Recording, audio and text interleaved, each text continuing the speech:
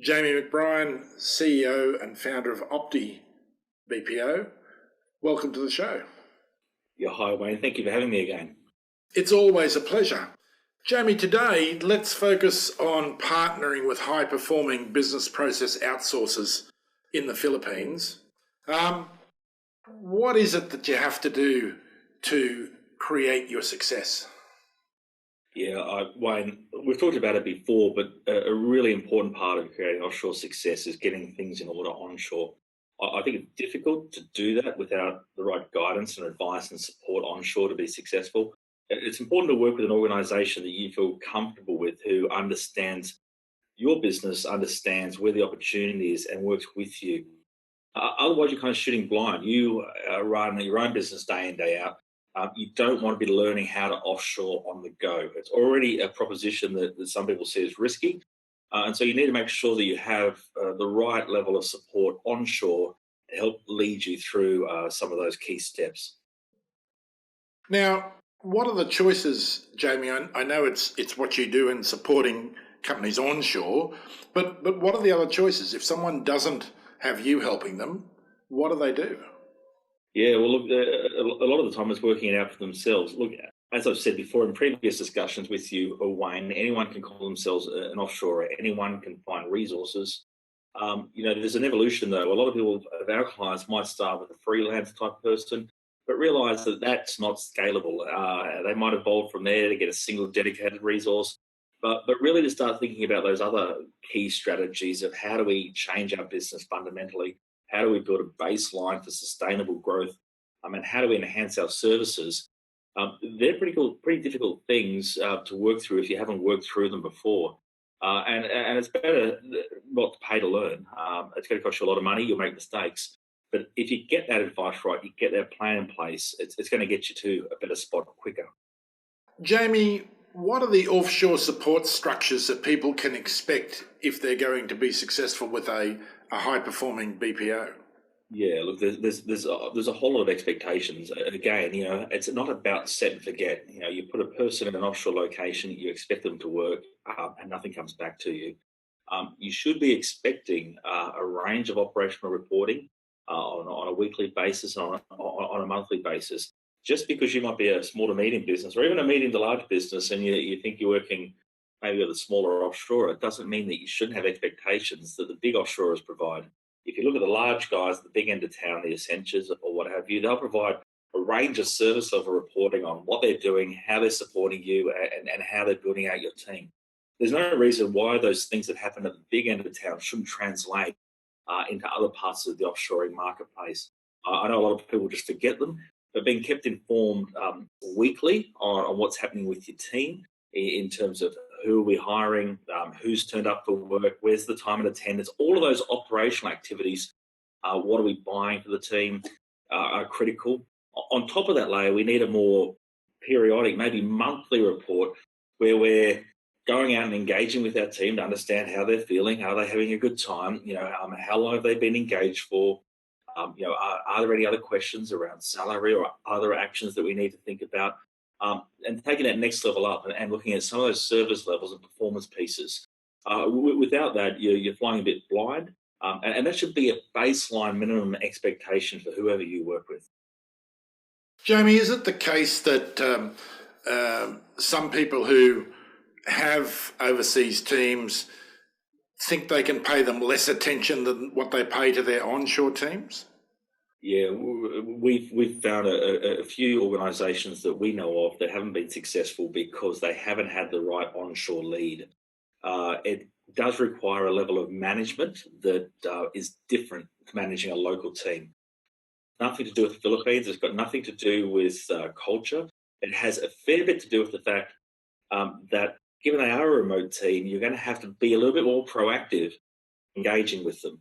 Unlike an office where you walk in, you say hello to everyone in the morning where you're all together, with an offshore team, it's easy to forget. And it's really critical and important to make sure that you are proactive in that engagement, which sometimes doesn't come naturally to everyone. So finding the right person in your organisation here in Australia or in the UK or in the US is critical to getting it right. And I guess that onshore lead, as as well as finding the right person. Finding the wrong person's got to be disastrous, I guess, if they're a blocker or if they're not engaged in the process. Yeah, and look, one of my clients famously asks the question of his team members, are you in the tent or are you out of the tent? And if he's listening to this, he'll know exactly who he is. But you're right, Wayne, to get the change correct, it's important to have someone who is engaged on this as a concept. We have a client and another client that the person at first was against it, but then soon came to the realization that this process was going to happen with or without her, and has since then got on board to help support and help drive it forward. And it's probably one of the best managers of offshore teams that we know of. People can change. People can, through learnings and through direction, make that mind shift, to make that change to building an effective offshore team. Let me just redirect your focus for the second half of the interview and talk about managing your team. You mentioned before that it wasn't about whether they were Philippines or Australian in that context, but what are the cultural considerations? Yeah, look, there is a few. I know as an Australian, one of the things that I do straight away, even with Australia, is that I talk way too fast. The Philippines is the third largest English language speaking country in the world. That being said, a lot of them have grown up speaking American English. And we all know that even if we go to the US as an Australian or a Brit and we speak too fast, we won't be understood, even more so in the Philippines. So that's pretty important to understand, to slow yourself down, to drop the colloquialisms, again, which will make it difficult to understand in other parts of the English-speaking world. But also there's some additional considerations around what we call false positives, when you might be told, yes, something is going to happen, or yes, I've understood. And the full clarity isn't there. It's important to take the time to make sure you ensure that they've understood what has been said, and if need be, even repeat back to yourself to make sure that things are right. And it's all just a little bit of learning on the way through. No one wants to say they didn't understand or they didn't know. That happens everywhere in the world, but a little bit more so in parts of Asia, and that includes, of course, the Philippines. We talked before about onshore leadership. What's your view about the importance of the offshore leadership? Yeah, just as we talked about, Wayne, the importance of having the right person onshore, being able to identify and potentially build up that offshore lead is important. Lots of clients say to us, do we need a country manager or someone who has oversight of the team? No, you don't, not as a discrete role, unless you get to a significant size. But being able to identify someone early on who's the pioneer, the person who helps bring the team together, to become a team, to be a cohesive unit, and to help facilitate some of the coordination and other activities that are important in getting a team up and running. So that is a critical role, and if that person naturally bubbles up, well, that's a fantastic outcome. Now that'd be a Filipino employee in that pioneer role? Yeah, look, there's no need to have Western leadership sitting in the Philippines. If you start with a small team, you'll soon identify naturally within a group someone that might have those right characteristics to provide that leadership capability, and hopefully they can take it on and run with it. And that's a great opportunity for them. And the person that gets it right will help you drive your offshore success. So, Jamie, if you employ a pioneer in the Philippines, my guess is they're probably going to be young and maybe a graduate. What do you have to do as the employer to make them successful? Yeah, we actually had a client catch up today with an organisation. They've built a team of 8 to begin with. And one of the things that they said was that they were amazed and shocked at the ideas coming back from their team, and including their pioneer or local team leader. I think it's important to give them the room to come up with those ideas. We provide support as well, and we have our team members in the offshore location spend time with your team members to understand how things are going and where are issues and ideas. So to be able to provide a forum for these things to come up, we talk to clients in a range of things that they should do, between daily updates, weekly updates, and how they can be proactive in getting their team members to put forward ideas for improvement. How important is it that you spend time with your team, even though they're remote? Yeah, look, if you can find the opportunity to get to the Philippines and spend time with your team, it's it pays for itself over and over. If you're from Australia, it's only a 7 to 8 hour flight to Manila. If you're from the US, it's not much further, and the UK is just a little bit further again. So it's not as if it's that big an effort, particularly for us Australians, where everywhere is 8 hours.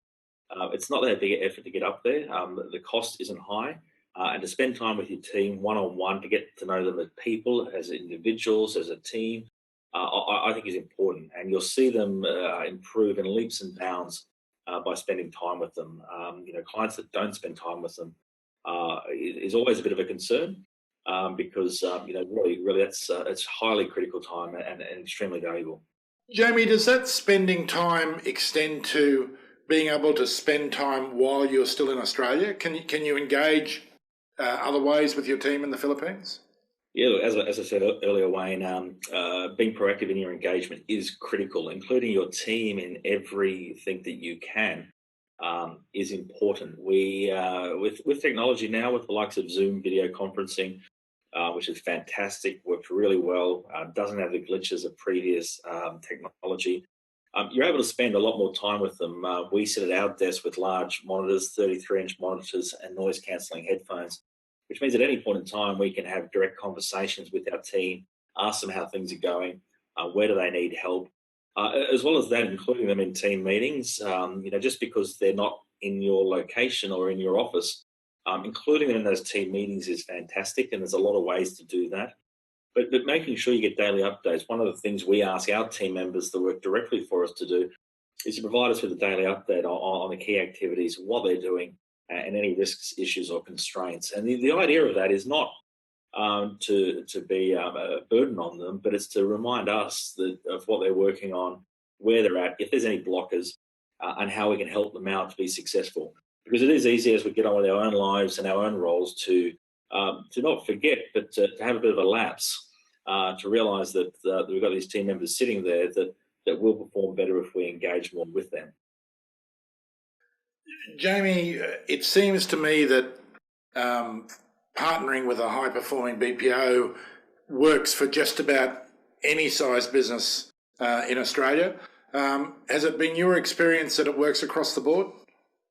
Yeah, we've got clients from $5 million to $2.5 billion in revenue. Each one of them, it's the first time they, as an organisation, have offshore. They might have had people that have had exposure to it, and so the guidance, support, and education is a critical part of it. And over time, an organisation learns themselves, and they become better at doing it. But that guidance is fairly critical, we think, to be successful. Jamie McBrien, CEO and founder of optiBPO. How can people get in touch with you? Look, our website, Wayne, is www.optiBPO.com, or you can email me at jamie, JAMIE.McBrien, MCBRIEN, at optiBPO.com. Jamie, it's been a pleasure having you with us. Thanks for making yourself available. Cheers. Thanks, Wayne.